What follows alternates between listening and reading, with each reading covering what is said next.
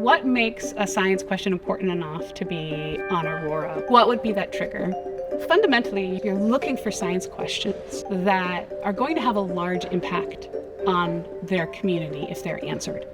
Or maybe it's not even a question, maybe you need a data set. Maybe your community is desperate for a data set in order to use that to answer questions.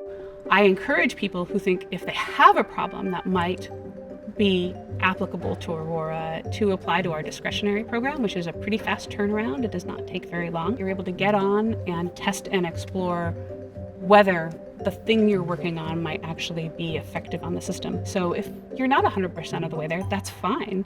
We've got a lot of experts, a lot of training to help you perhaps get there in your own time. If you've got a problem, a science research problem that requires a large amount of computational or data resources that looks around the scale that Aurora would be able to provide, you can submit a proposal, right? And you will get feedback. Just, in any sort of any process you go through with peer review, you will get reviews and they will give you some sense, right, of how that's comparing against the other types of proposals that we see come through, and ask for time on Aurora.